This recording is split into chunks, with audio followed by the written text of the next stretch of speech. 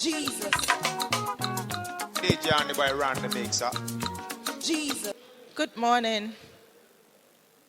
Good morning and welcome to day three and the last day of the 3-day conference. We had a very packed day yesterday, but I believe everyone here is rested enough and refreshed for us to begin a new session today.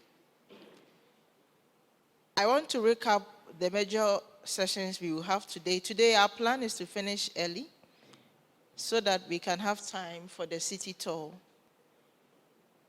So the first we would have for today will be a recap of yesterday's session, and we have 3 rapporteurs who will help us. I believe they are ready. We have Samuel, Alma, and Casa. Please, are you ready? Okay. Samuel? Is Samuel here? Okay. All right. And how about Alma?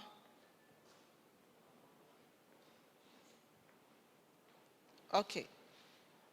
So after the rapporteuring, we will take the business session. The business session has been moved to the second on the agenda for today, which is the GETSPA business meeting to review our past work, our future, and then what this network means. And after the business session, we'll go for a snack break and come back for the special session with policymakers, and that will be the last major activity for the day. And we will take our closing ceremony and we will be done for the conference. Thank you very much. So I'll hand over the microphone to the rapporteurs. We will take Casa first and then Samuel and Alma. Thank you very much.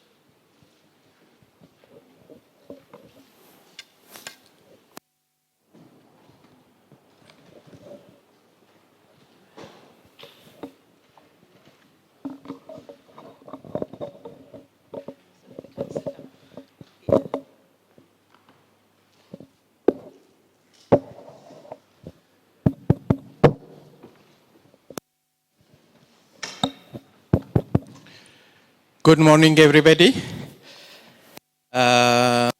Yesterday afternoon, we had wonderful presentations by 3 presenters.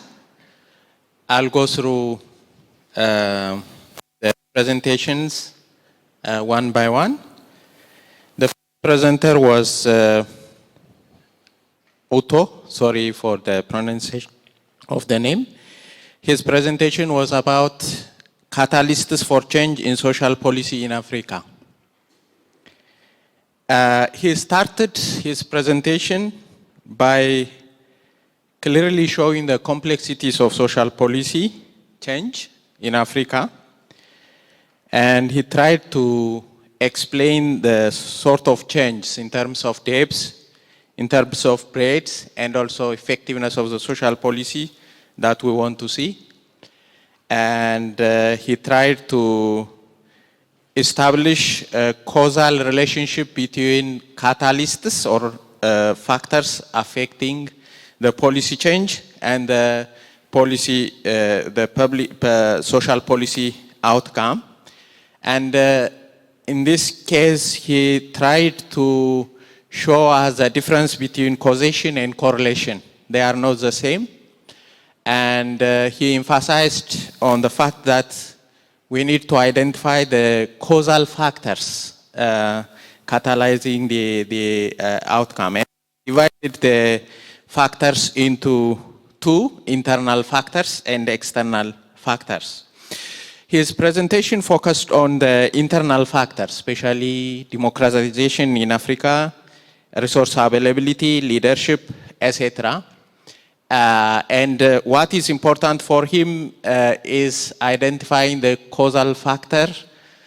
And sometimes these factors may also need causal mechanism to come up with impact. So we need to find out their differences and see how the causal mechanism look like in African context. Then finally, he tried to explain the drives for African democracy in terms of material interest, in terms of identity politics, in terms of the need for dependency, autonomy, etc.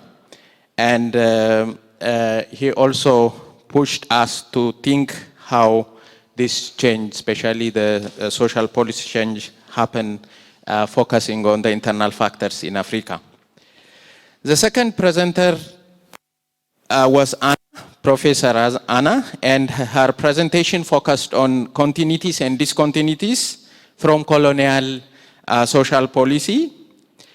Her presentation focused on legacies of colonialism in terms of how it influences social policy change. Even if there are many typologies of colonial rules, she focused on European rules. So the scope of her analysis relies on European rules. And then she identified two major factors for the discontinuity of the colonial rule. The first one is the nature of the colonials in terms of participating the citizens. In most African countries, citizens were subject. They were not making a decision on behalf of their fate. Because of this, they pushed the colonial rule out. The second one is the goal the colonial rulers have. Their goal, according to her presentation, is resource extraction. By the way, this is a well-established literature in Africa. If you like, you can read Asemeglu and Robinson's paper on why nations fail. And they tried to explain this fact in detail and come up with the conclusion that institutions matter to avoid this extractive goal of the colonizers. The second focus of her presentation was on the continuity of the colonial rule. She also identified two major reasons why the colonial rules continued. The first one is the administrative structures they established in African context. So that was not easy to reform and establish African-based institutions and system. The second one was ideologies they injected in the African system, especially their ideology relies on duality, separation, segregation, and even after independence, this has continued in Africa, especially characterized by this minimalist approach, and inequalities persisted in terms of income inequality, gender inequality, and this rural-urban dichotomy. This was her presentation. The last presentation was by Abena, and it was on COVID-19 and social policy. She tried to show us how the health and socio-economic impacts of COVID-19 look like in African countries. So she argued that the interventions were not the same across African countries. Especially her interest was on measuring the implementation. Governments implemented policies in terms of curbing the spread of the disease and the counter effect of the measures that the government implemented, plus the resilience of the economy. So taking this into account, her interest was just to explain, to determine how social policies implemented in response to COVID-19 pandemic in terms of transformative concept into mind.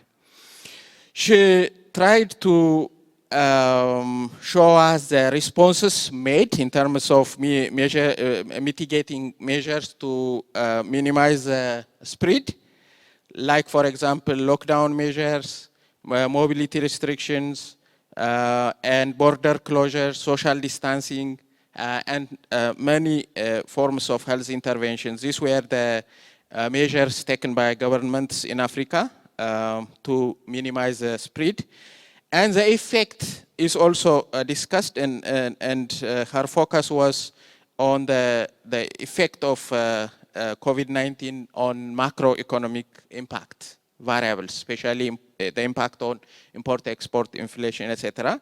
And also reduced working hour, loss of jobs, income, etc. Plus the increased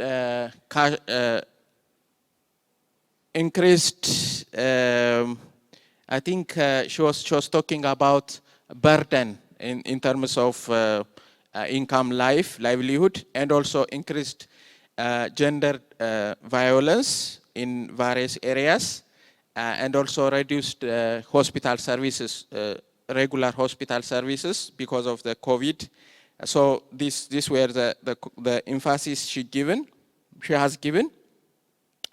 And the policy responses focused on cash transfer, distance or online learning, food rationing, especially targeting women and children in some countries was effective, and supporting and subsidizing businesses to minimize the effect. These were the policy responses. And finally, she proposed the way out on how gender-sensitive transformative social policies can be implemented in Africa.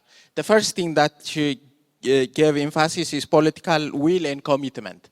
In terms of ideology, we need to have our own ideology, African context ideology. She also gave us a direction on how to develop implementation capacity in Africa. How to also have sex disaggregated data. And in terms of financial resource, she wanted to focus more on universal and targeting approach to finance services. And finally, she gave emphasis on how to link economic policy with social policy, taking the definition of Jimi Adesina into account. So these were the presentations. Questions were raised by the participants related to the dynamics of social policy making and the influence of colonial rules, the democratization as a catalyst in the context of Africa, and really do we have democracy? That was a concern. Creating awareness in the context of Africa, the role of multinational companies to shape the social policy making and leadership. African problem is mainly leadership. Context and country-specific COVID-19 interventions need to be clearly identified. And three things that we need to deal with when we think about continuity in terms of agriculture, trade, rural, urban dichotomy, and also finally the concept of democratization in terms of depth, spreads, and effectiveness. That's fine, covered in the presentation, but equity, relevance, and also efficiency were commented. Finally, the responses were provided by Professor Anna and Otto. They gave concrete responses to the questions raised, and in the interest of time, let me stop here. Thank you very much.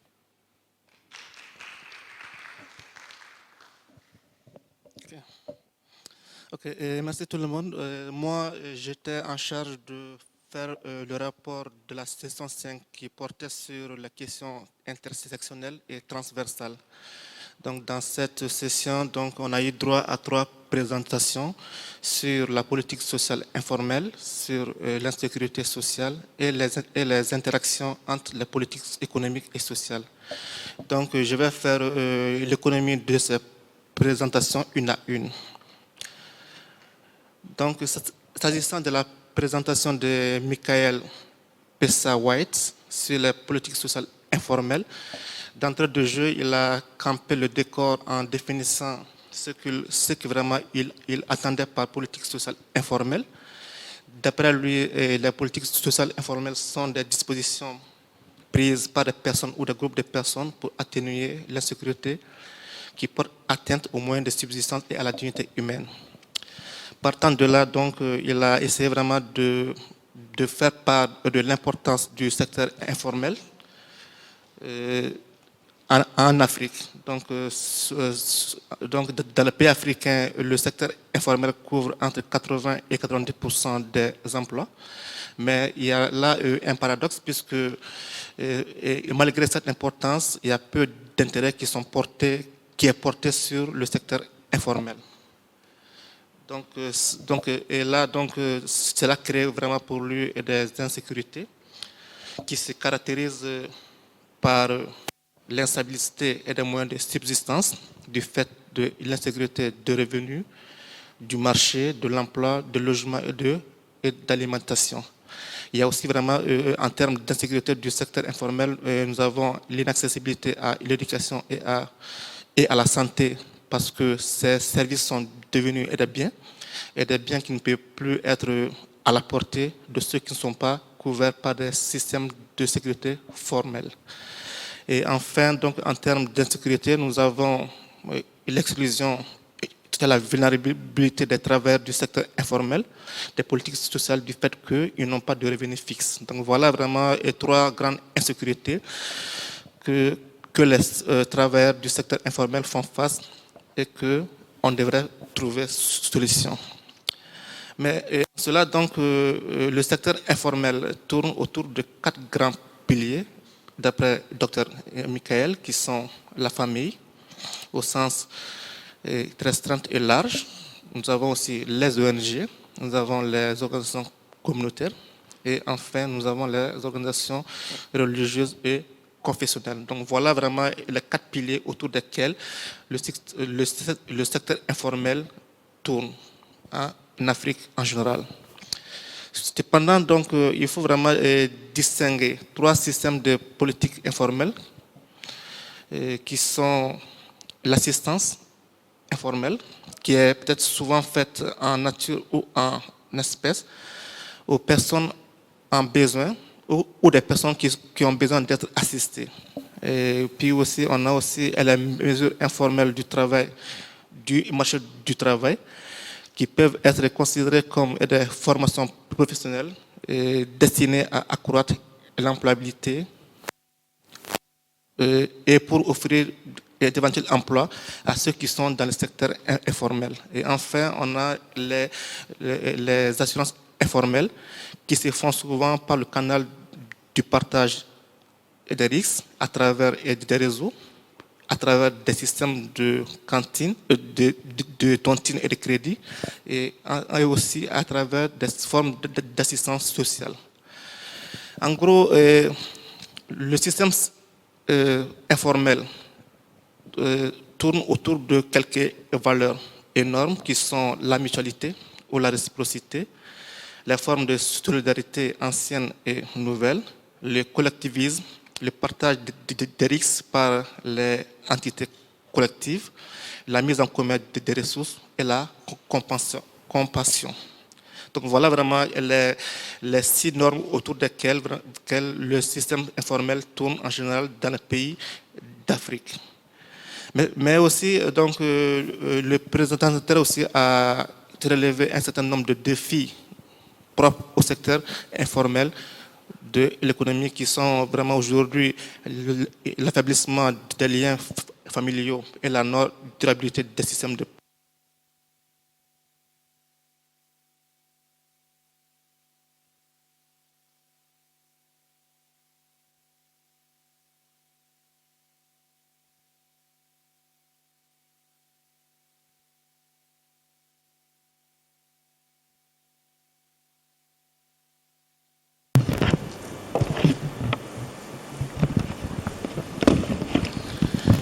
Donc, je disais que le présentateur aussi a présenté quelques défis propres au secteur informel dans les pays d'Afrique, qui peuvent se résumer, entre autres, à l'affaiblissement des liens familiaux et la non-durabilité des systèmes de protection informelle, la faible volonté d'apporter de l'assistance qui est devenue aujourd'hui de plus en plus rare, la réticence à prendre en charge des risques éventuels et l'exigence d'appartenir aux congrégations et et les exclusions possibles en cela.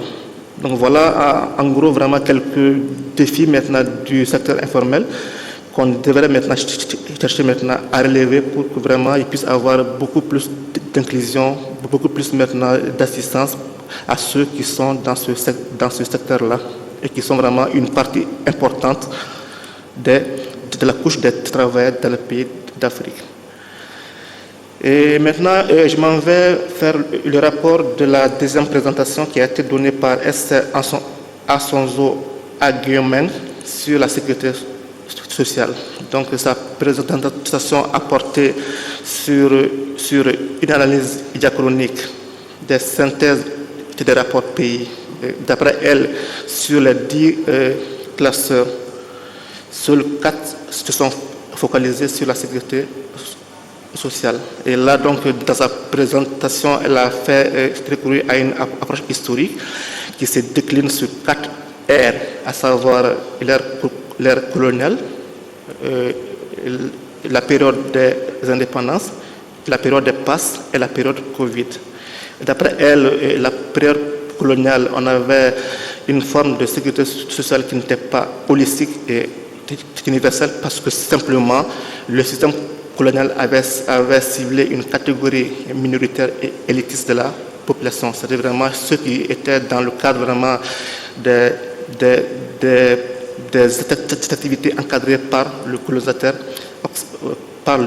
Donc, du coup, une grande majorité de ceux qui travaillaient étaient exclus des systèmes de sécurité sociale pendant cette époque.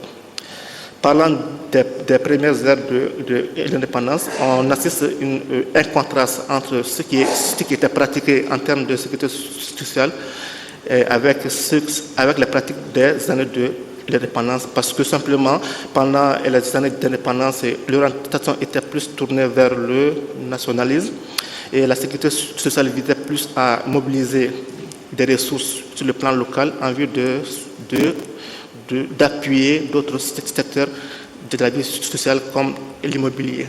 Et enfin, donc, pendant cette période des indépendances, la sécurité sociale visait plus à créer la cohésion, mais peut-être que là aussi déjà, donc, il y avait peu d'efforts qui étaient faits vraiment pour vraiment inclure le maximum de personnes, mais sauf que vraiment, l'objectif pendant cette période était vraiment de créer plus de cohésion sociale que d'avoir une approche maintenant transformative et inclusive. S'agissant de la période des programmes d'ajustement structurel, on a assisté vraiment à un déclin des politiques de sécurité sociale dû à la baisse des salaires et qui était aussi maintenant consécutive à la régression économique et à des impositions des institutions de Bretton Woods, y compris la Banque mondiale.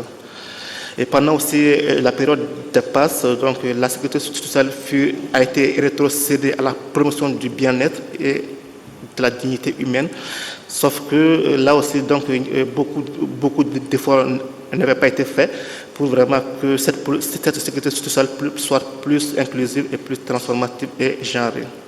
Et enfin, pendant la période de Covid, on a assisté vraiment à des restrictions des mouvements et qui a fait que vraiment que pas mal maintenant de personnes qui travaillaient dans le secteur informel avaient des difficultés à joindre les deux bouts. Et puis aussi pendant cette période, comme constat, donc c'est vraiment la perte de croissance et des emplois du fait que la plupart des employeurs se sont séparés des services de beaucoup d'employeurs. Donc du coup, vous voyez bien que cette période maintenant de Covid-19 a été vraiment une période maintenant très cruciale dans la question de sécurité sociale, du fait que vraiment on a assisté à beaucoup de pertes d'emplois. Donc, or maintenant pas d'emploi, donc pas de sécurité sociale formelle.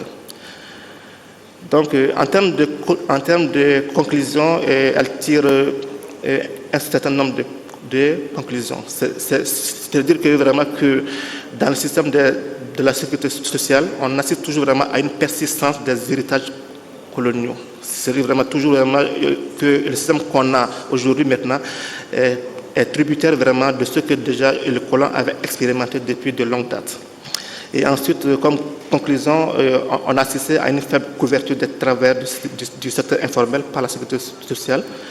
Et on a aussi maintenant le caractère non holistique des mesures de protection sociale Et puis aussi, elle a insisté sur vraiment l'importance d'appliquer le salaire minimum universel, puisque déjà donc, beaucoup de pays africains ont souscrit maintenant à cette mesure, mais très peu maintenant ils l'appliquent. Donc, or, si cela n'est pas appliqué, donc, on ne pourra pas parler de sécurité sociale inclusive. Enfin, donc, comme conclusion, elle a attiré notre attention sur la nécessité de prendre en compte l'intersectionnalité dans l'appréhension de la question de sécurité sociale et dans le développement de nouvelles politiques sociales en Afrique. Donc voilà ces 4 conclusions qu'elle a données. Et la dernière présentation a été donnée par Charles Abougré sur les interactions entre politique économique et sociale. Dans sa présentation, donc, elle pense que les systèmes économiques dominent ou influencent les politiques sociales. Donc là d'emblée, elle cadre vraiment le cadre. Elle donne un cadre maintenant selon lequel les systèmes sociaux sont interdépendants des systèmes économiques. Donc cela veut dire que toute intervention dans le domaine économique aura forcément des conséquences sur les politiques sociales. Donc, dans sa présentation aussi, elle a mis l'accent sur le rôle moralisateur de l'économie, puisque donc, pour lui, vraiment, l'économie de tout temps a un fondement moral, et que par rapport à cela, donc, l'importance de l'État est très cruciale dans la question de politique économique et sociale, puisque la vie des populations en dépend. Donc, pour cela, donc, une économie transformatrice devrait redistribuer et façonner les institutions qui gèrent la valeur et la distribuer de façon équitable. Donc, enfin, donc, elle a parlé sur les grandes divergences par rapport au rôle de l'État dans sa fonction de distribution de la valeur. Et là, donc, il pense que cela maintenant a commencé à partir de 1944 avec deux livres qui ont jeté les bases du néolibéralisme. Donc, cela donc, a eu comme impact sur des questions de liberté des personnes, puisque qui parle d'économie parle aussi maintenant des personnes qui sont liées à cela. Donc, comme conséquence, on va assister dans les années 80 à une faible intervention de l'État, puisque selon maintenant la théorie maintenant néolibérale, l'État ne doit pas compétir sur le marché. Et donc, après ça, donc, il tire maintenant quelques conclusions qui sont que la portée des politiques sociales genrées dépend des systèmes économiques. Et deuxièmement, les politiques sociales et économiques doivent aller de pair pour assurer la prospérité de l'ensemble de la population. Donc, à la suite des 3 présentations, les discussions ont porté essentiellement sur le rôle de l'État dans la régulation du marché, l'autonomisation de la population, le rôle des partis politiques dans la fourniture de la sécurité sociale, le grand intérêt accordé aux revenus au détriment des autres formes de sécurité sociale qui sont le logement et l'alimentation, la marchandisation de la santé et de l'éducation et la question d'équité. Donc voilà vraiment les points sur lesquels les discussions ont porté. Thank you very much. Je vous remercie. Thank you.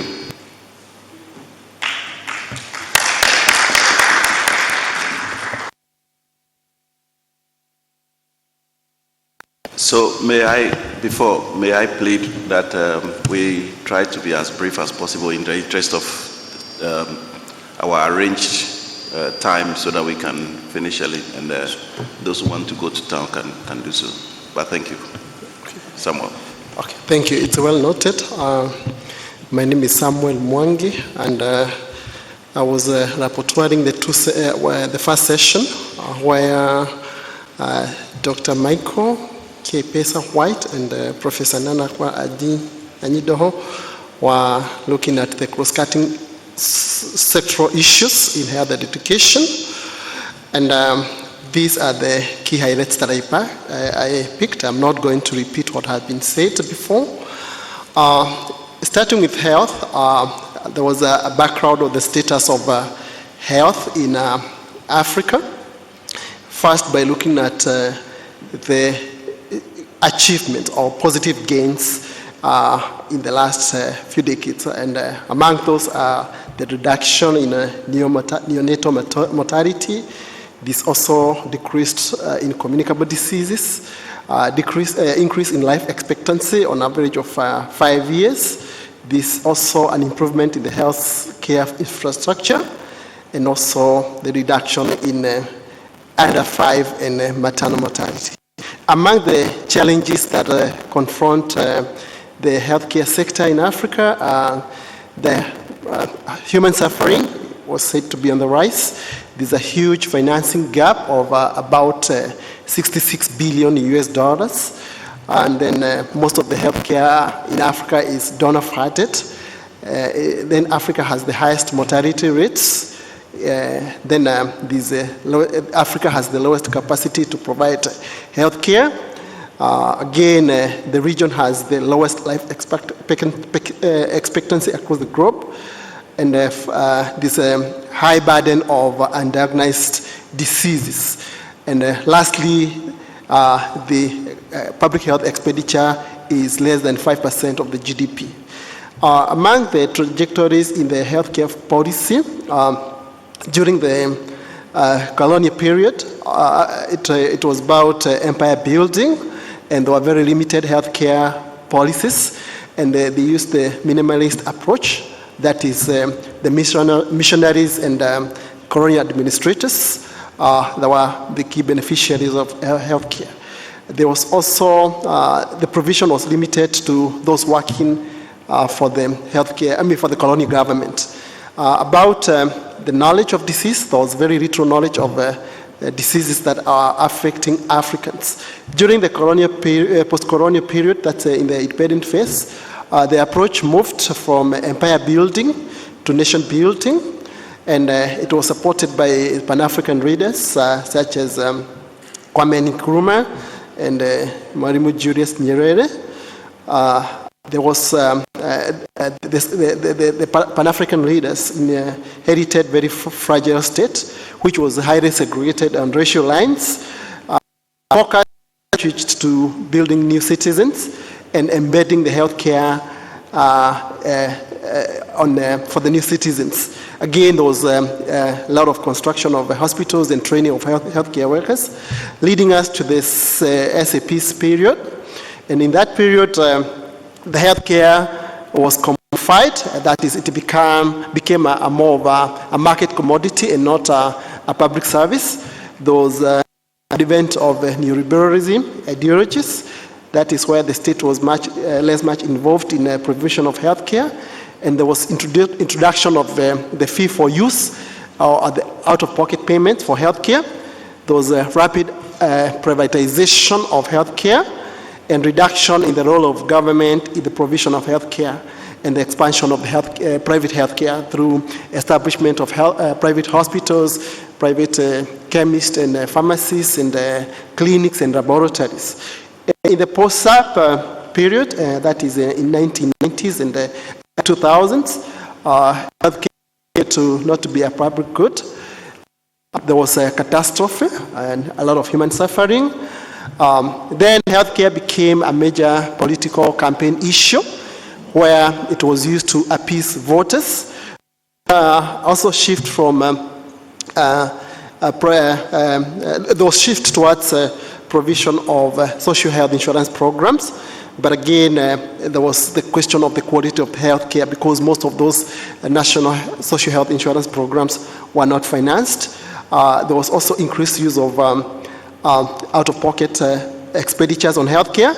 And finally, we saw collaboration of private and public collaborators, or it was both competition and collaboration between private and public providers.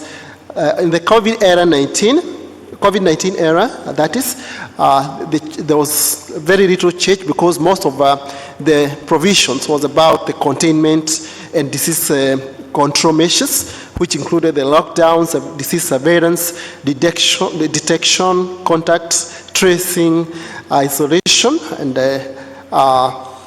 and also provision of protective wear. Then there was also there was the fact that the lockdown had severe implications on the health and other sectors like education. There was also the situation that where the weaknesses in the African healthcare sector was exposed during that period. So the conclusions about the healthcare is that most of the countries have been focusing on ideation of responding to global issues instead of addressing domestic healthcare problems. There was also wide voter appeasements. Again, the approach is more to disease management than the provision of healthcare. And also there's a suggestion that the healthcare provision policy is to be transformative.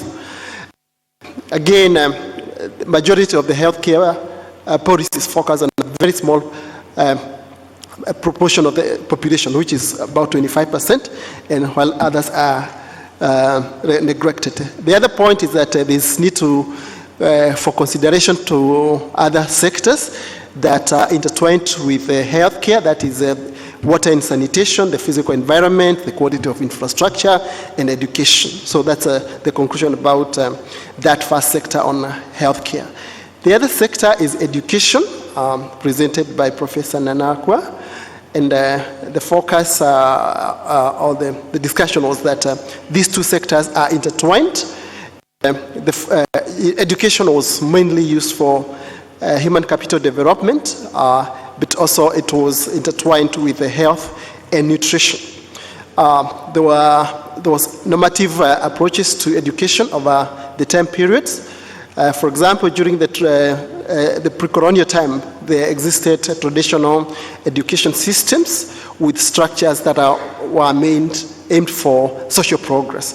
There was also during the colonial period, education was minimalist and it was restricted to the colonialists, the Asian families, and the African elite who comprised of the African chiefs and their families, and it was meant to serve the colonial enterprise. During the post-independence era, the shift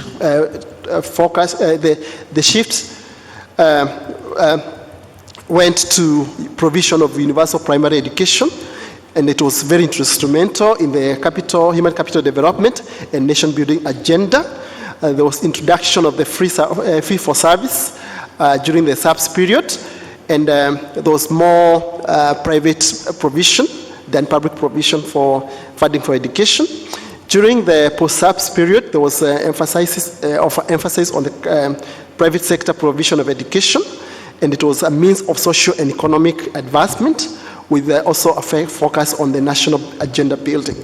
Lastly, the education over the years has been had very reproductivity function, meant for the care work that is provided by both women, by women, which was limited in both in content and scope. Then there was the ideology for education was mainly human capital development and economic growth. The key issues emanating from the question and answer session was that agriculture is an engine of economic development in the continent, but the education system has been very quiet on that. There's disconnect between national development goals and education. Also, there are very limited redistribution values in education. This also points of nexus or connectivity between health and education. Health and education policies need to be transformative. This also needs to address inequalities both in health and education, and also embrace both formal and informal systems of health and education. Lastly, the emerging issues that came from that session is that the integration of education and healthcare systems, addressing inequalities, that is in terms of access and outcomes. This also needs to emphasize on the purpose of the human capital development in education, focus on access and affordability of education. This also the question of the impact of war and conflict on both education and health for consideration by the policy. And there is also the issue of retention and completion based on gender, the rate of completion for both boys and girls. And finally, is the education to be more focused on nation society and presentation. So those are the points that I picked from the two presentations for those two sectors. Thank you very much.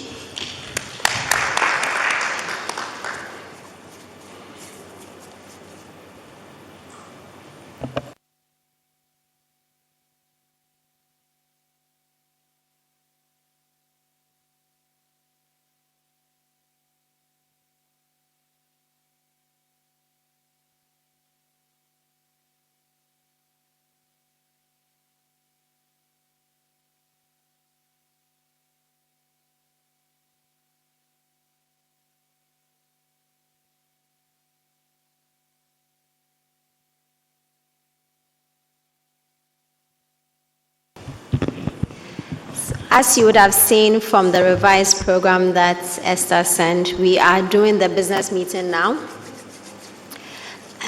Then we will hopefully have enough time for snacks before we come for the final session with the policymakers. We have some of them online with other commitments, so we told them that we would start at 11. So we'll aim to start at 11, even if it means we have a really, really quick snack break.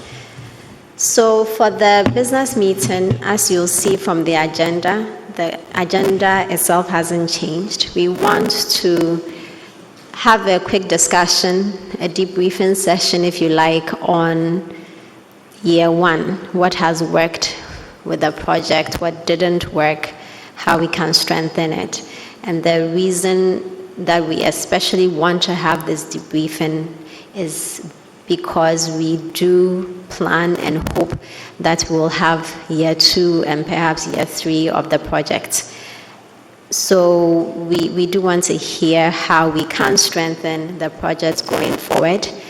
The second agenda item is on the networking, which was part of our proposal for year one, and we continue to be committed to in year two. And we really want to hear your thoughts on how we might all go about that.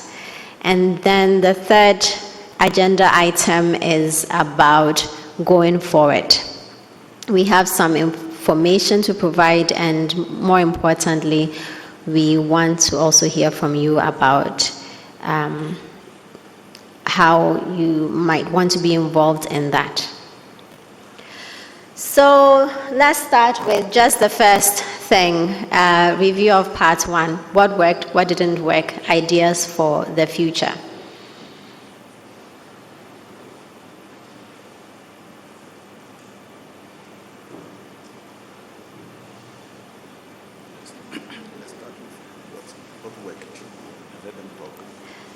So shall we start with what worked?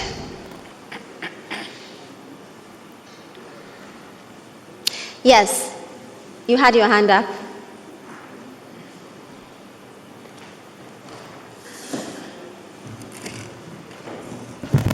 Oui, bonjour à toutes et à tous. You don't need to put it too.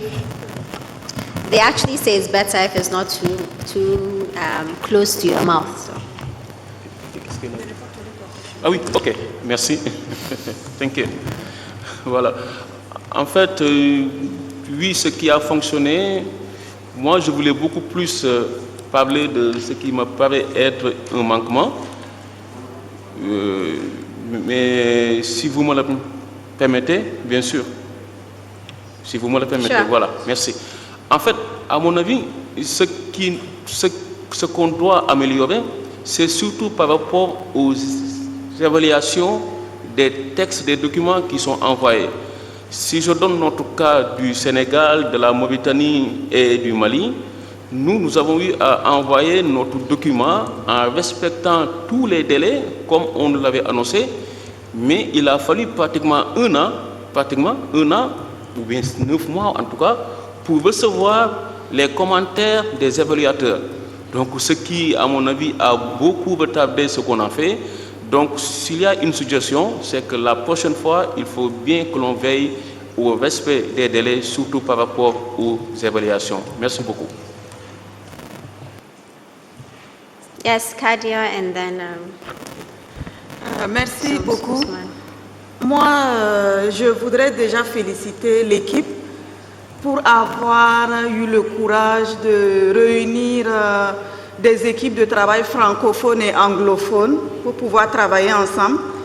Et ça, vraiment, je pense que c'est quelque chose qui a réussi. Pour moi, c'est une réussite, même s'il y a des manquements, mais je pense que ces manquements, on peut améliorer. Voilà, les manquements que la difficulté de la langue a suscité pour nous, c'est dès le départ même du projet. Nous, on a soumis notre protocole et on a choisi 2 secteurs sur lesquels on devait travailler. Mais je me suis rendu compte après qu'il y a eu un problème de compréhension. Nous, on s'est focalisé sur les 2 secteurs. Après, on a envoyé nos rapports. Et c'est en ce moment qu'on a appris qu'il fallait aller jusqu'à 4 secteurs. Et on a repris encore le travail. Donc, souvent, il y a un problème de traduction. Ça se comprend, mais je pense qu'on peut améliorer cela. En tout cas, bravo vraiment de pouvoir nous réunir pour pouvoir casser la barrière de la langue. Et j'encourage vraiment à pouvoir aller dans ce sens. Merci. À côté. Okay, je suis dans le même cluster. Excusez-moi, monsieur là-bas. Ah, ok.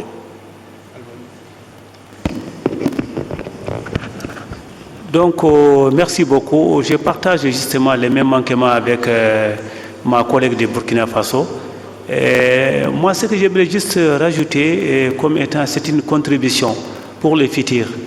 Donc, il serait souhaitable, en fait, de permettre, bien sûr, dans le futur, si les moyens le permettent, d'organiser, de permettre à ceux qui sont membres du même groupe, par exemple la Mauritanie, le Mali et le Sénégal, de se voir annuellement, de se rencontrer annuellement et de s'échanger des idées dans l'un des pays. Et bien sûr, ça c'est la première contribution. Deuxième contribution, de penser ou bien de donner des moyens à chaque groupe de publier en quelque sorte la production scientifique que nous avons soumise et qui a été acceptée. Donc, c'est-à-dire un livre ou bien plusieurs livres justement sur ce projet. Ce sont 2 contributions que je voulais faire. Voilà, merci. Oui. Donc, je disais que à la suite des autres, et particulièrement de Kadio qui est dans le même cluster, que moi je voudrais souligner le fait même que les clusters même, le fait de nous mettre en pays proche du point de vue géographique ou contextuel, comme le Bénin, le Burkina et le Burkina Faso, c'est quelque chose qui est bien, puisque malgré cette proximité dans tous les sens, nous n'avions pas d'expérience par le passé d'analyse comparative de nos modes de vie en général, politique ou sociale. Ça, c'était très bien, puisque avant même la relation avec les managers généraux du programme, il y a une relation que nous avons mise en place entre nous dans la proximité et nous avons bien travaillé, ce qui est sûr du point de vue académique et scientifique, il y a toutes les difficultés d'agenda, mais nous avons réussi à coordonner pour sortir ces documents. Ça, c'est bien. C'est ça qui va aussi avec le fait que Kadio est revenu sur le réseautage plus international. Je pense bien que dans sa ligne, je n'en ai pas suivi toutes, mais celles que j'ai suivies, ça a été bien aussi, parce que on a passé plus d'1 année à faire des communications en ligne sans nécessiter les mouvements comme celui-ci. Le distanciel a bien fonctionné, on a beaucoup appris, on a écouté, même si le présentiel en cours aussi est très bien aussi, puisqu'on a fini par mettre les yeux dans les visages et pouvoir nous répondre après, j'estime. Je pense qu'il faut souligner aussi la communication bilingue et épistolaire, c'est-à-dire que les correspondances et les courriels que nous recevons, nous avons l'anglais puis le français ou vice-versa. Ça, c'est très bien. Et hier, quand Esther s'est présentée, on l'a applaudi. C'est parce que dans notre fort intérieur, chacun de nous sait très bien le travail important qu'elle fait en nous envoyant des correspondances, ainsi de suite. Voilà. Pour l'essentiel, c'est ça. Les agendas, l'élasticité du programme, on reviendra sur ça dans ce qui peut s'améliorer. Merci.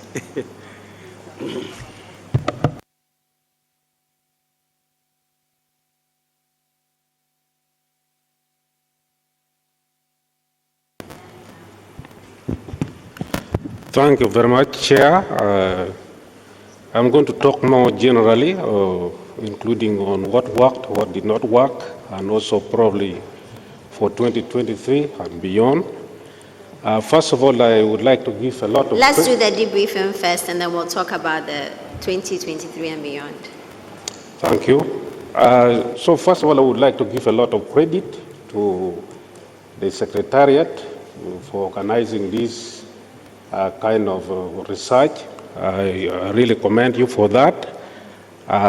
Particularly, I'm impressed about the scope of the work, both in terms of time and also the sectors that have been involved.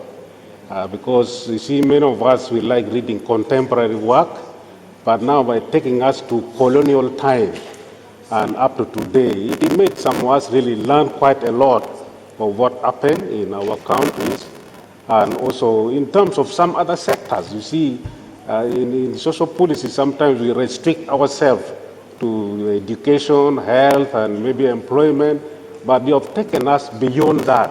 And I found that was very, very, very educative, and I learned quite a lot personally on that. And also somebody already mentioned about bringing us here as Francophone and Anglophone countries. But beyond that, you manage to bring us together physically to meet here.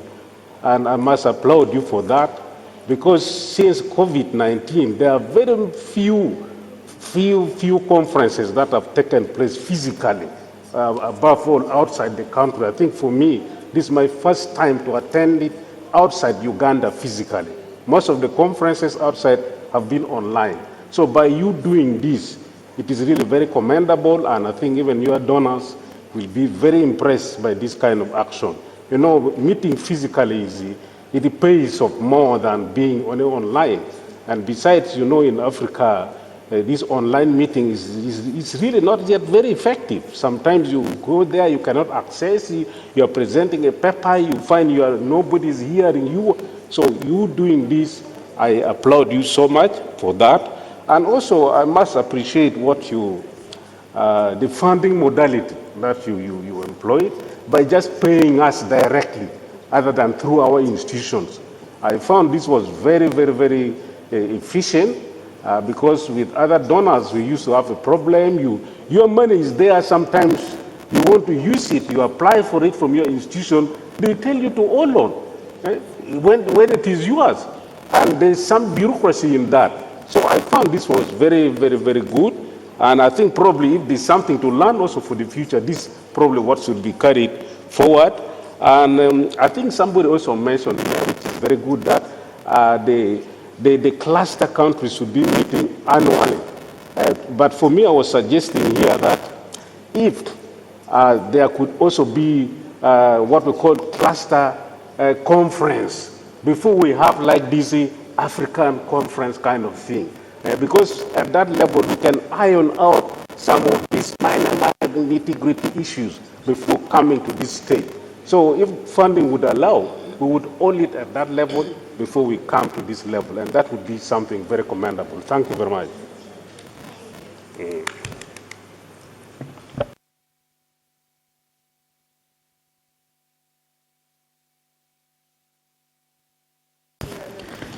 Merci de me passer la parole.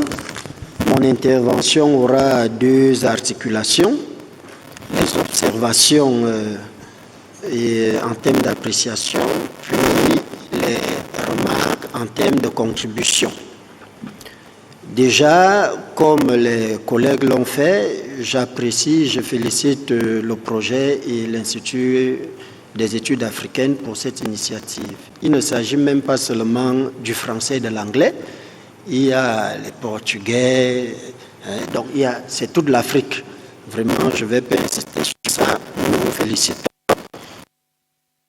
également et nous remercions le système de capacitation instauré dans ce projet. Il y a des conférences de capacitation des membres du projet. Chaque trimestre, nous nous édifions, malgré les problèmes de langue, j'y reviendrai tout à l'heure, mais c'est déjà très bien pensé de capacité parce que nous nous retrouvons dans cette thématique pour la première fois pour certains. Donc, c'est chemin faisant qu'on s'est approprié l'objet d'étude, qu'on a pu maîtriser et produire quelque chose. Donc, nous remercions ces conférences de capacitation. Il y a également la flexibilité. Nous avons constaté une certaine flexibilité de l'équipe projet qui a largement contribué à ce qu'on soit à ce niveau, sinon on ne serait pas là.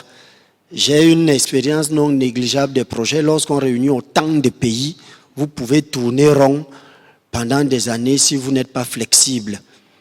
Et nous pouvons, moi je peux même imaginer que vous avez initialement prévu une même vitesse, mais les réalités vous ont contraint à adopter différentes vitesses afin de ne pas bloquer ceux qui veulent aller plus vite, ainsi de suite.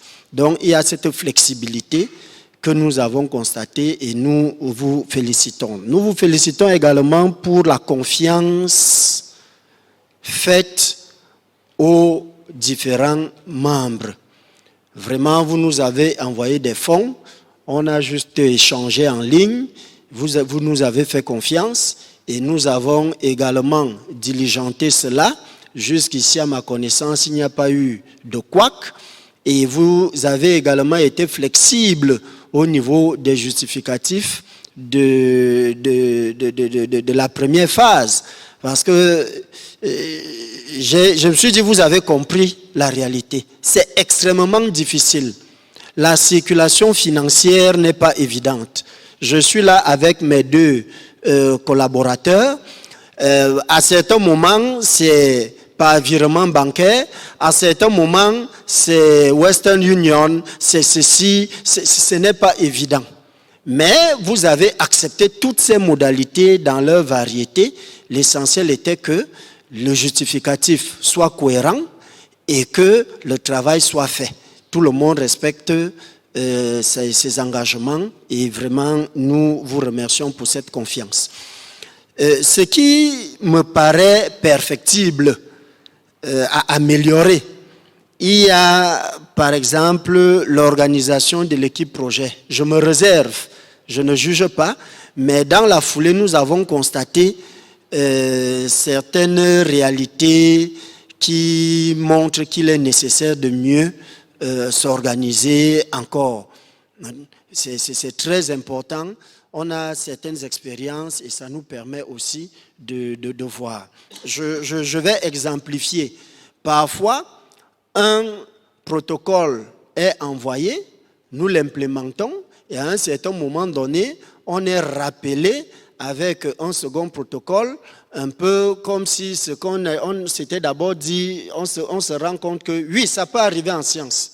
Ça peut arriver, celui qui fait la recherche sait que ça arrive. Mais maintenant, c'est préjudiciable. C'est préjudiciable parce que parfois le travail est fini et on recommence, c'est ce que nous faisons actuellement en ce qui nous concerne. Et comme cela a été évoqué, les lenteurs, et ça fait partie également de l'organisation globale de l'équipe projet. Il y a deux manières de gérer l'urgence du temps.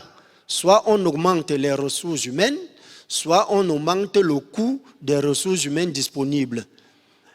Donc, en augmentant les capacités d'expertise de l'équipe projet, on n'aurait pas eu autant de retard. Et ça a sérieusement impacté même les motivations, même le temps accordé au projet. Par exemple, nous, on a achevé notre étude à temps, on a envoyé à temps, on a même reçu la deuxième partie, je crois, juste une vingtaine de jours de retard après. Et on s'est lancé dans la deuxième phase du projet. En décembre, nous, on faisait déjà les conférences de restitution et autres, mais c'est en juillet, août qu'on nous envoie les protocoles de... Nous, on était déjà très loin en avance. On a envoyé les vidéos de nos conférences de restitution. Nous, on a fait les ateliers de formation en décembre. Donc, on avait déjà pris le pas. Et le résultat de l'évaluation du rapport est arrivé soit en février, soit en mars. Bon, on a compris qu'il y a nécessité, c'est pour ça que je vous propose l'idée, il y a deux options en management. Soit on augmente les ressources humaines pour que le travail soit vite fait, soit on augmente les coûts pour maintenir ceux qui sont là d'astreinte et que le travail soit fait dans les mêmes délais. Autre chose à remarquer, il y a le problème de langue pendant les conférences trimestrielles. Oui.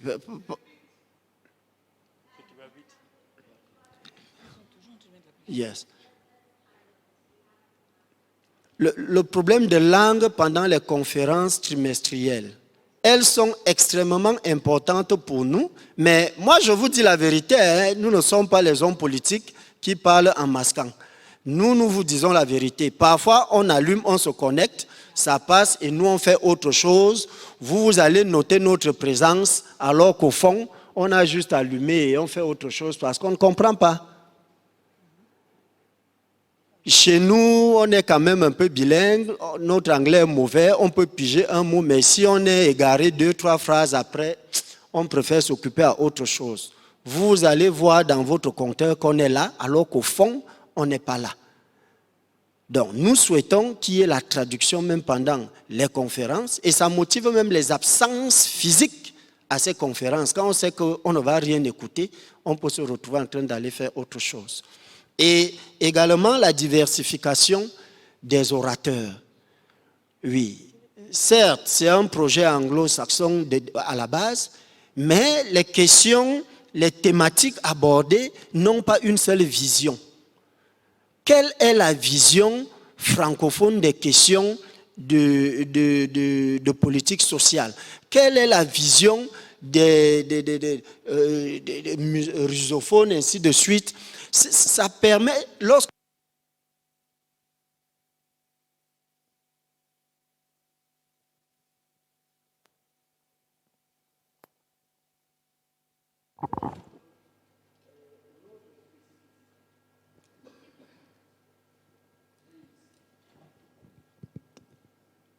je vais prendre l'exemple, parce que cela nous a énormément troublé un peu.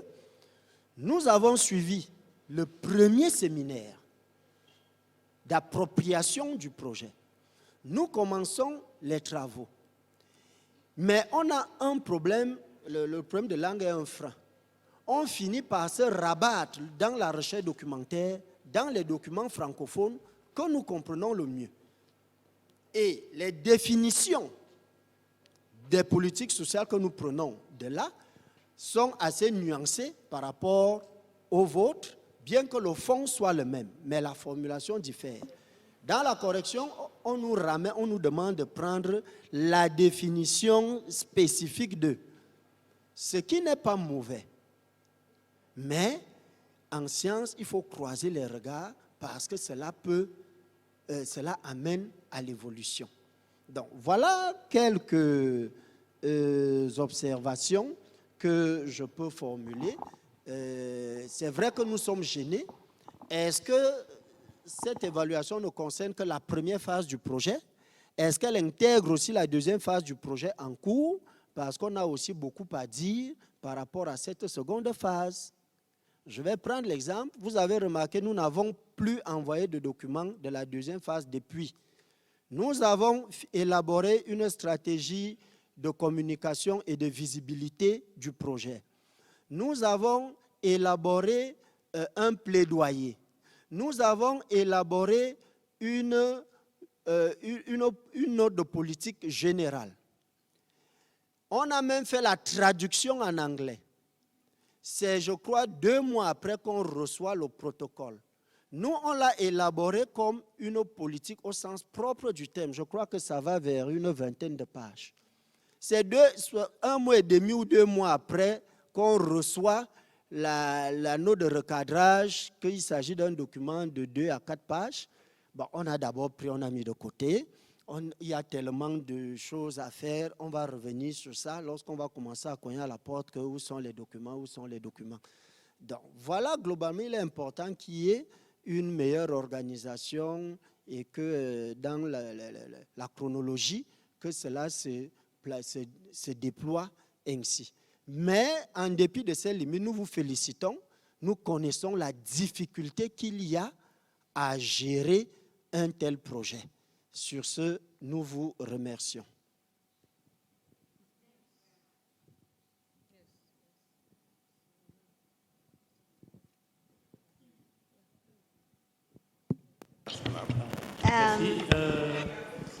So, where am I looking? I'm trying to travel here and then I'll come to Kamaliza. I want to get people on this side. John? We are going this way.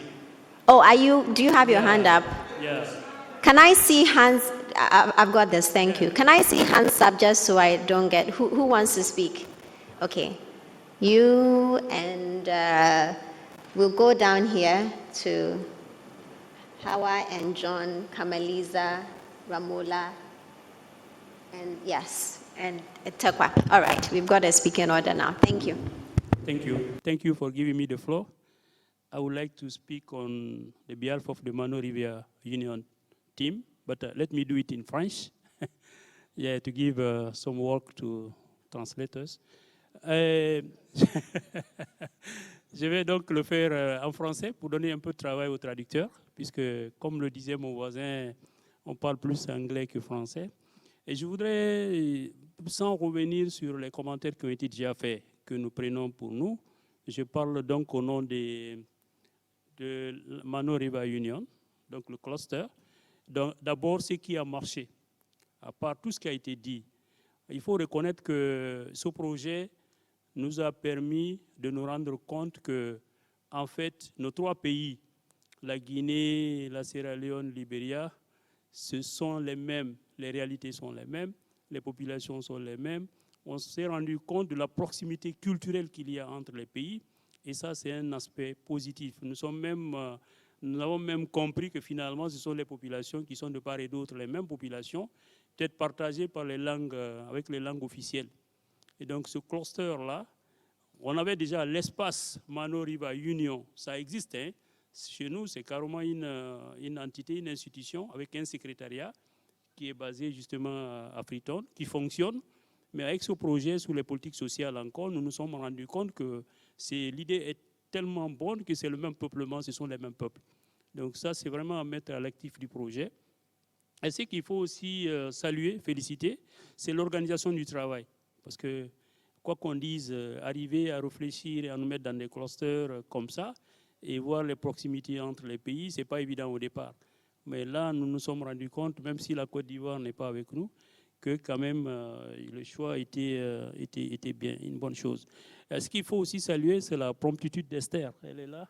À chaque fois ça il faut le dire, vraiment, chaque fois qu'on a quelque chose qu'on a écrit, elle a réagi tout de suite, peut-être les 5-10 minutes. Ça, vraiment, c'est très professionnel, c'est rare de voir ça.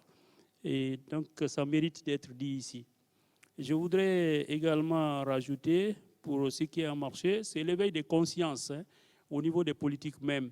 Je donne le cas de la Guinée, je ne sais pas si c'est le cas dans les 2 autres pays, mais quand on a commencé à faire ce travail et que notre équipe a été vers certaines autorités, notamment au niveau des archives nationales qui sont rattachées à la présidence, on a commencé à chercher des documents du temps colonial, précolonial jusqu'à maintenant.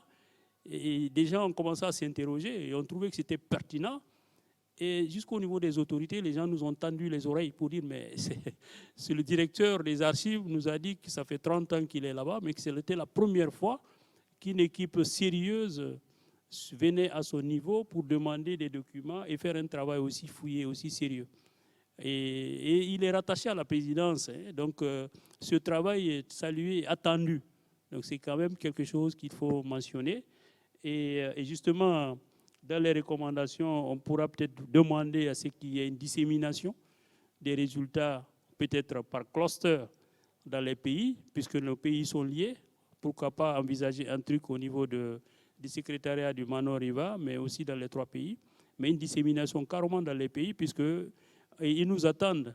Et par rapport justement aux défis, aux difficultés, les difficultés qu'il y a, c'est que parfois, vous avez l'impression que nous sommes plus lents dans les pays francophones que dans les pays anglophones.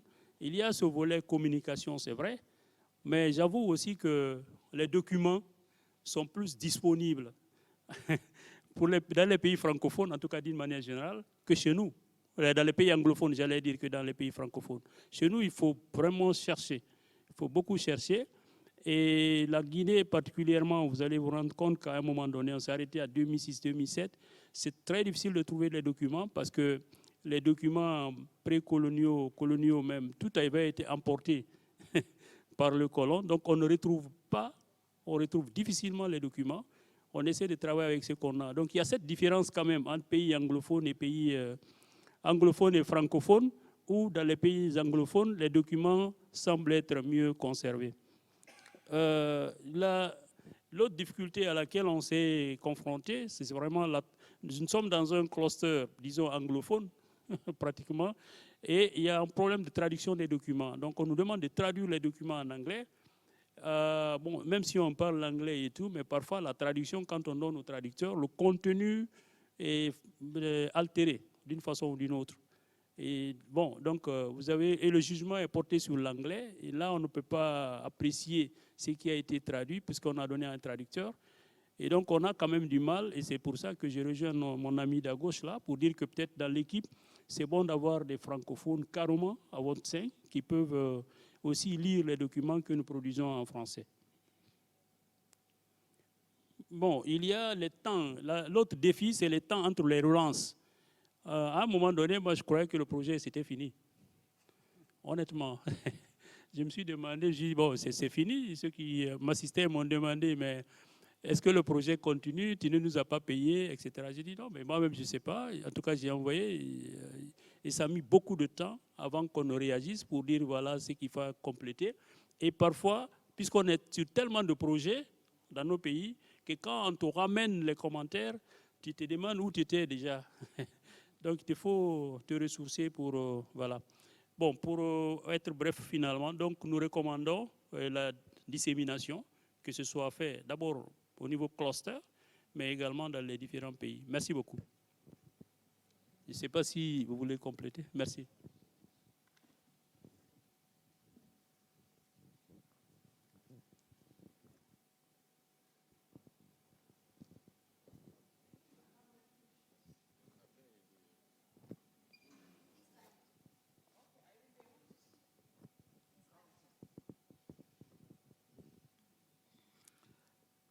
Good morning.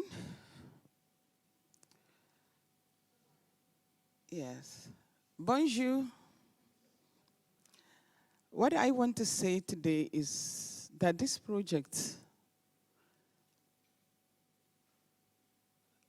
achieved a great deal in trying to periodize the sequence of social policy in Africa by the nature of the countries, whether they were colonized by the British, the French, or Portuguese, or they have similar cultural affinities. And I think that is one of the greatest things we are taking away from this project. And it truly goes with the name of this institute, which is African Studies. And another thing for me, it's the multidisciplinary approach of this project. It was very adventurous, and this is in line with the best practices elsewhere in the world. I was in Oxford University of recent. And what I experienced during the Oxford Symposium, University of Oxford Symposium in St. John's,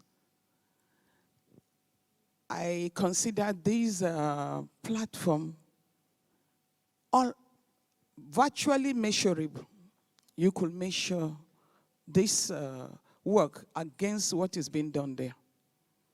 And that is the most interesting thing. The world is moving away from a place where people are focused on very little and little and little knowledge that they have. It's going to,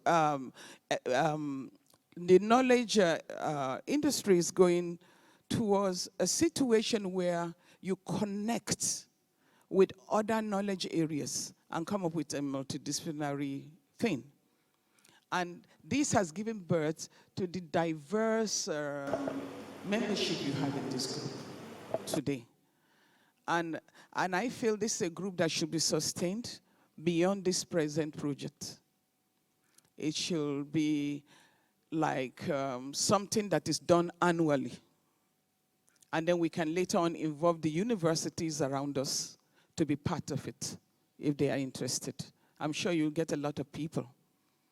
And one thing about this project is the potentials it have. I was looking at my neighbor yesterday, Dr. Pesa, and I was also looking at Professor Nana's work. And I was just thinking of all the potentials involved. And I was thinking of the next line of projects. Although that's not what we are talking about now, it is what we have done so far. And what you should understand, we are talking of post-COVID Africa. What has COVID done for Africa? It has brought the networking on a virtual platform. It may be difficult for some of us, but as we go along, we'll perfect our act. And because it has come to stay, one thing I want you to know is that visual platforms have come to stay. There's no running away. It's a lot of money, it's a lot of effort, it's a lot of dangers, just crisscrossing because you want to see each other physically. Something you can do on the internet for 1 or 2 hours, and you are done. And if you realize, when you meet online, you spend less time. If this project was done online, what we are having now, we will have spent less time. Online has a way of minimizing the amount of time and giving you real quality time, but it does not detract from the flavor of meeting physically as we are doing now. So later I would like to speak on the way our project should go. I will leave the floor so that other people can make their contribution. And I want to say thank you very much to the principal coordinator, the 2 deputy principal coordinators or vice, and to Esther Powerhouse, I call her. And I'm very proud of you. I'm proud of the work you are doing. Yes, we don't expect you to be perfect. Definitely there will be some lapses. But I take it in my stride because it's all a process. And I think you've beaten so much, but then you managed to get away with it. And that is what I'm going to say. Please, can we also rise to our feet and give them a resounding applause? No, I want to do this. Please, rise to your feet. Rise up, everyone, please. No, honestly, we are all here because of these wonderful people. Let's give them a big shout out. Yeah, thank you so much. Our regional neighbor and our cousin is biased towards us, so thank you so much for the comments. And please, this is not to say that you should hold your critiques also. We really do want to learn, so please feel free, let it flow. Thank you. John, go ahead. Yeah, thank you very much for the opportunity. I just don't know where to start from. But for me, I'm going to make my submission based on my reality as a postdoc and not... And let me just say, I don't know whether we introduced you properly or whether people realized, but John is one of 2 postdoctoral fellows on the project, and obviously in the next phase I'll speak about, we hope to have more people, but that's his role here, and we are very happy that he he came. Thank you very much. Yeah, for me, to start with, I must commend the project's investigators, the co-PIs, and the principal for first the transparency. Because when I saw the call and I was discussing with other colleagues considering to apply, the first thing that I got from a colleague was, this is an African base. Are you sure it's not already pre-selected? But I was actually proven right when I applied, and I noticed the selection process was very transparent. That was the first thing for me that has changed my whole orientation in terms of applying for stuff that has to do with that is related to the continent, I should say. The second thing has to do with the capacity building, right? We normally have been part of other projects, and you see a beautiful call with all the grammar, you're going to build capacity, but when it comes to a raw action, you don't get that much. But for these projects, indeed, the capacity building has been very awesome. The advisors, in this case, the two co-Is, they've been very, very supportive, in terms of their critique. And yesterday, those of you were applauding me with regards to the presentation. I must say that I can't take the credits alone, because they were the raw brains behind it in terms of sharing with me critical literature. I had a very narrow view of social policy, but for this project, I didn't know there were scholars, particularly on the continent, who have done a lot with regards to social policy. So that is the first thing I would like to say with regards to the capacity building. The other thing that I think going forward, even if the project should end, that should continue, has to do with our reading groups. Our reading groups, there's a reading group meeting where we discuss very critical and useful related literature. And I think this has been very, very helpful, particularly to me as a young academic, and also trying to build academic career in the area of social policy. So that should continue. And yesterday, during one of our informal discussions, I heard people saying Africa is blessed with a whole lot of resources. And I was like, this guy should have been part of our last reading meeting, where we discussed very useful literature with regards to why Africa has a lot in terms of resources and its connection with social policy and all of that. The final bit for me has to do with the role assignments. In this project, I noticed there wasn't any power relation hierarchical, where this is a professor, and no, we were assigned, myself and my other colleague, were assigned various roles in our reading groups, where we had opportunity to be discussants of useful articles, and also the very last one, when I had an invitation to give a talk for a webinar, and I was like, seriously, this network with great senior colleagues, why me? So I think going forward, this is very commendable, especially in the spirit of mentoring the young ones, and this should continue. That's what I'll say. Thank you very much. While the camera is moving, let me just read a comment from online. This is Fedline from Sierra Leone, so part of the Manu River Union. She's reiterating some of the things that you said. She says what worked really well was the chance to work within sub-regional sectors, and for us to learn more about each other and have a comparative component within these sub-clusters. She says she found the Zoom meetings held on project and thematic themes helpful as they worked on their own projects, particularly in terms of conceptualization and framing of the research. She says it's great to be part of a continent-wide research also. Going forward, she says, I agree that it would be great to have the opportunity to meet within the subclusters prior to a more general meeting, to provide a hands-on opportunity to discuss issues within our cluster, iron out our discrepancies, and fill in additional information as needed. Thank you, Fredline. Really appreciate the comments and for you joining online.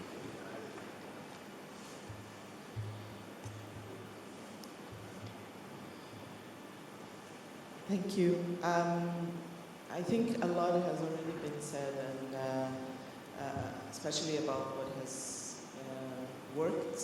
And definitely, this was actually going to be my last comment, that this is a very ambitious project. It is very ambitious to join not just different languages, different countries, and people from very different backgrounds. We have academicians, we have practitioners, we have policymakers in our midst. And I don't think that this is necessarily bad. I do think that when we are ambitious, and it's good to be ambitious, sometimes we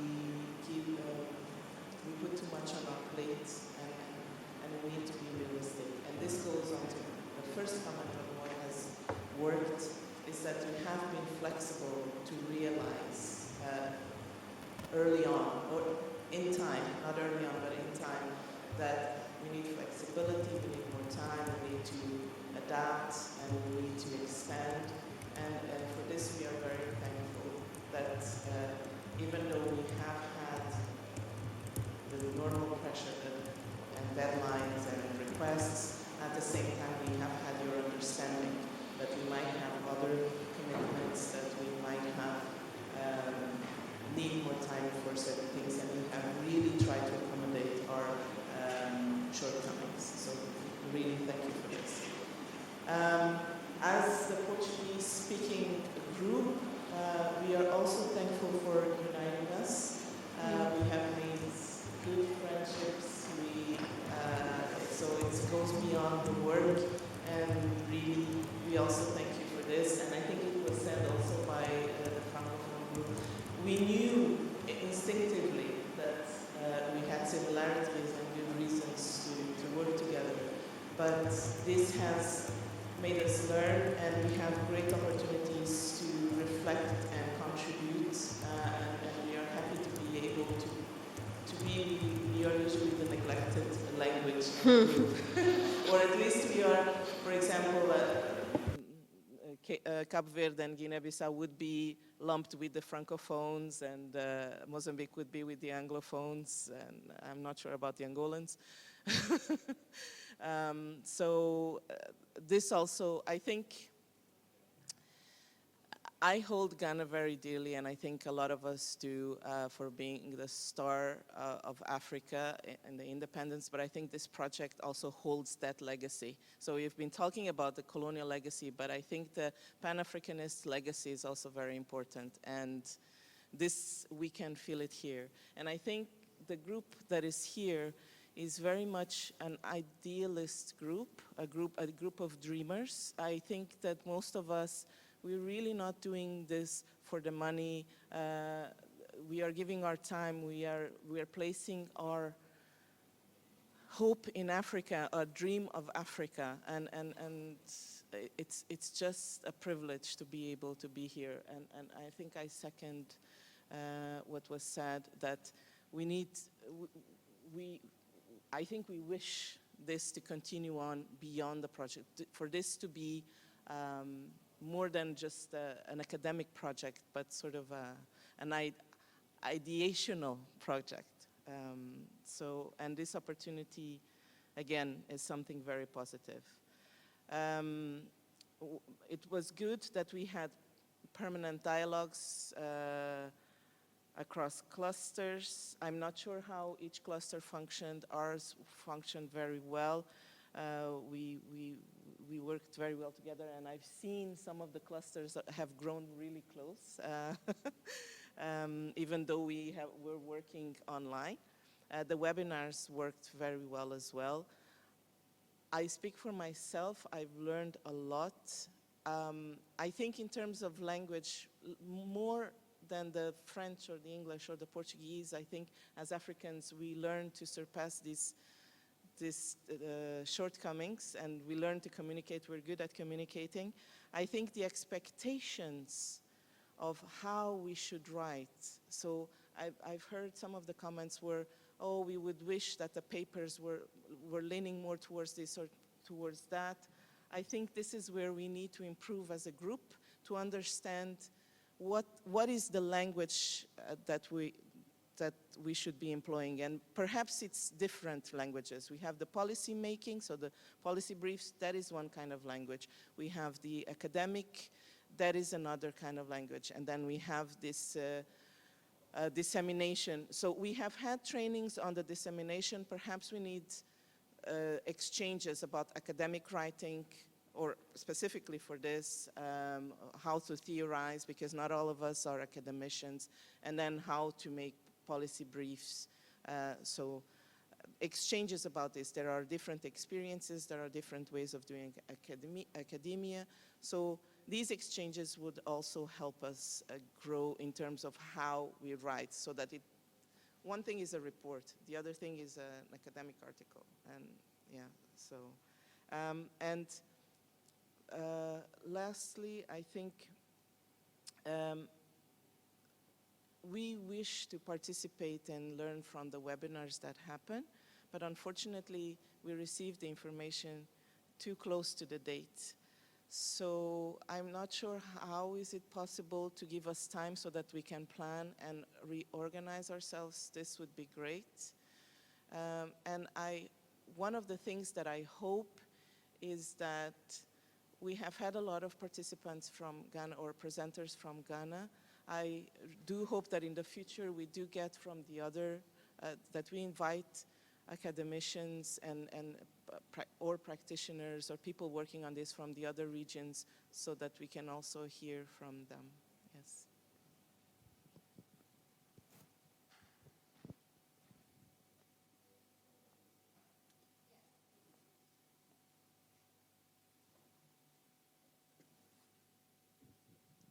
Thank you. Yeah, I want to commend and thank the organizers, the PIs.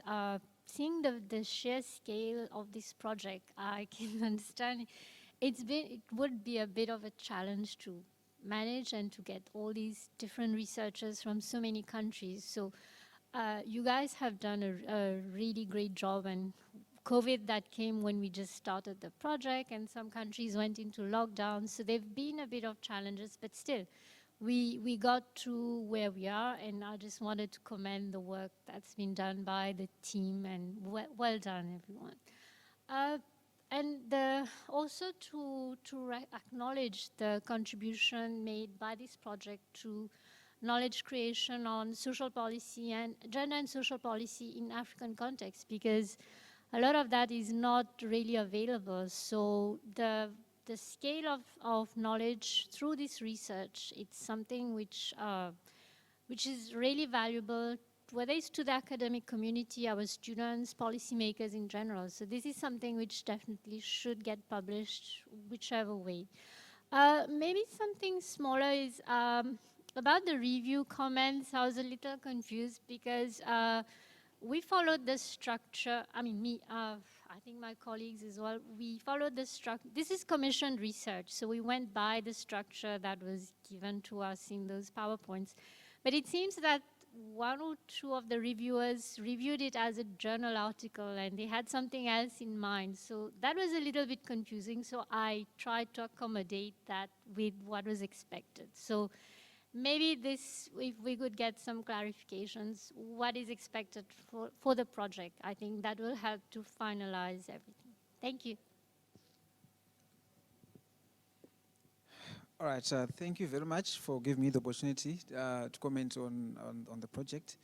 The first aspect, I'll talk about the project conceptualization, then maybe something about the project design and implementation, then maybe just make some general comments. On the first aspect, I think we'd like to thank the principal investigator and also the co-PIs for conceptualizing this, actually for the brains behind this project. It's taking maybe social policy research in Africa to a higher level. You also understand that currently social policy has been narrowed to social protection and currently to social maybe case transfers. So it's actually sort of a political project where we're actually trying to rescue SWOT policy from the narrowing vision it has, you see. So it's, the project has to go on. It has to go on beyond maybe what we've done so far, but at least we know where we are. And I think from the presentation we've done so far, we actually know where Africa stands in terms of social policy. And the influence of external factors on our SWOT policy, like most of the SWOT policy is being done with content, is not endogenous, but mainly being pushed by internal maybe actors with their own interests. So I think we actually commend the project, the brains behind this project. Then even the design of the project. Maybe before I move on to the design, let me also talk about another aspect there on the first issue, how the project is grounded in Africa. You know how this project started actually in Rhodesia with the late Professor Tandika Mkandawire. Then he went to UNRIS and also pushed again the issue of transforming social policy. So now we're back again, taking up from where these pioneers actually started. So we hope that through this project and the way it has been designed now, covering 31 countries across Africa, even though these countries are just representatives of what might be happening in other different countries in Africa, then I think we now have a starting point where now we can actually see where can we take SWOT policy in Africa from now. I think even those who might read our outputs later on, they would actually see that Africa is taking a new direction. Then we have to continue in that particular direction. Then regarding the project design, I think it has been commented very much, the clustering of the countries. I know there's been a great work, but these countries are not just randomly grouped, but a number of factors were considered in clustering the countries. And we even saw it through the the synthesis reports, through similarities, maybe much of the comparative analysis which was done. So it was actually a good design, clustering the countries that way, so that we got to know what is happening in Southern Africa, in those English countries, Southern Africa, also Lusophone countries, East Africa, the Francophone Africa. I think that was a good part of the project design. Then in terms of implementation of the project, it was quite successful, if I can say so. We had very little, if any, hiccups in the project implementation. Even start from the conception of the project, in the inception of the project, then the transfer of funds. Even though we had some different experiences with clusters, but those are more individualized. But actually, money got to the clusters to start their project well in time, and we managed to do what we were supposed to be doing, that project activities, through your efficient project implementation. Then also with regard to government, we also want to commend Esther for the efficient communication, efficient organization, and also accommodating requests. You know, much of the people involved here are people who are already have other work which they are doing. So sometimes the work might be burdensome, but actually when we made requests through the project, they actually accommodated us in several times. Then I would also want to also make a comment on the commendable reviewer reports. Those were very incisive. And also, I know with such a large project, ensuring that each particular country report get at least 2 reviewers. I'm not sure where you got all the reviewers for the 31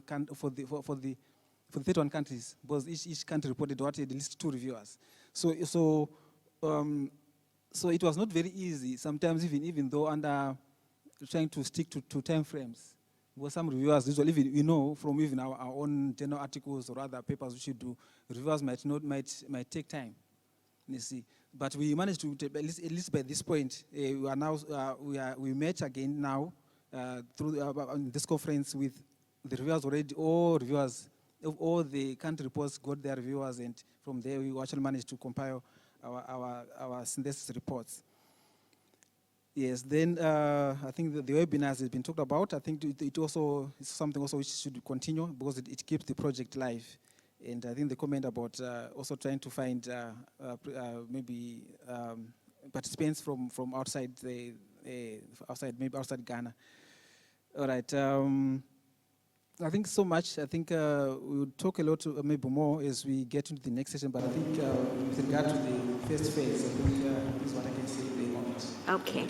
So I'm really, really grateful for all the comments and for the frankness, for the every comment was fair. And in fact, it reflects what we've also been thinking because we've been reviewing and we've been self-critiquing, and we take on board everything that you have said. The comments about the duration of time that it took to get things back, you're absolutely spot on. It was ambitious. We wanted everything to be reviewed twice, and as we all know, and part of the reason we are having this project is because we don't have enough people doing social policy on the continent. So that accounted from some of the delays, and they were too long. The review times were too long. And so we are thinking seriously about how we can do better. We want to give you substantive critique, but not take 9 months to do so. So very fair comment. There were a couple of comments that have to do with the technical team. So there was a suggestion that we should have more French readers on the technical team. That's something we've definitely thought about. We had 2 people, but clearly that's not enough. And then the reason why you got so many presenters today, so many presenters on the thematic analysis and the issues from Ghana is because the technical team is sort of Ghana heavy. When we started, we are thinking about people we know have the capacity and we can trust to do this work, which is not a very well paid thing. So it's out of your interest in the topic and so on. And so you tend to gather people in your networks that you know. We knew that it was Ghana heavy. We knew that it was not a good thing. But when can you get a president of ideas and Abna and Atokwamna from Kodesha? It's because you know that they can do this work and they are committed to doing it. But the good thing about the project is now we've identified even more people who can be part of the technical team from Francophone countries. So we've extended our networks and we really hope to address that Ghana heaviness. We have people like Jimi and Adesina. Oh yes, I mean on the technical team where a lot of the work was being done is where we had this problem. But when we come to our advisory team, as Mike just reminded me, our advisory team is much more diverse. But I mean, Zen is all the way from Ethiopia. We had Jimi from Nigeria. We have people from Zimbabwe. We have somebody in North America. So the advisory team is as diverse as one would hope. But the technical team that has to do all the reviews and reading and stuff are the ones that we sort of really had to fall heavily on our existing networks. But we hope to improve that going forward. And then I think the last thing that I want to say,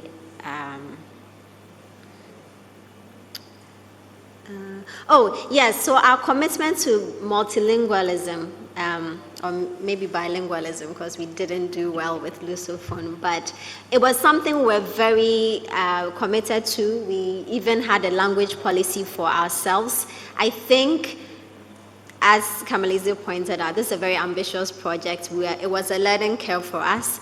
And so going forward, we have better estimated the resources that it takes to do a bilingual project even better. So please be assured that we are committed to it. The shortfalls were not a matter of will or intent. We have the motivation. It was the not fully realizing what it takes to do this well. And so we are going to strengthen our in-house capacity to be able to deliver on that. Pardon? No. Yes. Yes, so I'm not reacting to everything because these were comments that we take in good faith, comments that reflect our own critiques of the project. But we're actually very grateful because we expected to probably hear more critique than praise. But we are so happy that you also realize how ambitious in a good way this project is, how it feeds into the Pan-African ideal, how it feeds into the decolonial vision of having knowledge production on the continent for the continent. And so we are happy to see that despite the hiccups and the delays and so on and so forth, and the learning, the last thing was about the maybe changes in direction.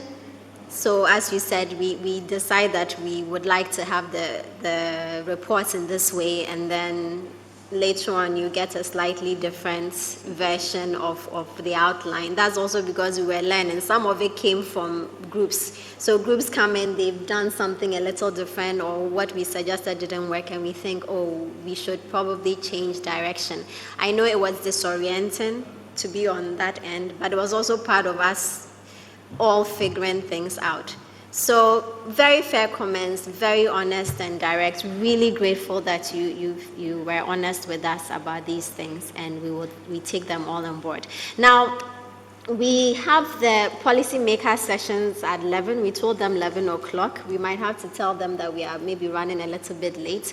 So what I'll suggest is that we pause on this session for a while, go and take a really, really quick coffee break, come back, let's have the policymaker session, which we said will be about an hour, and then we'll take maybe another 30 minutes to wrap up on the business meeting, and then we'll have lunch, and then we are out of here. So can we race to the coffee? Yes, have it quickly, and then come back so that we can hear from our policymakers who are waiting online to join us for that session. Thank you so much.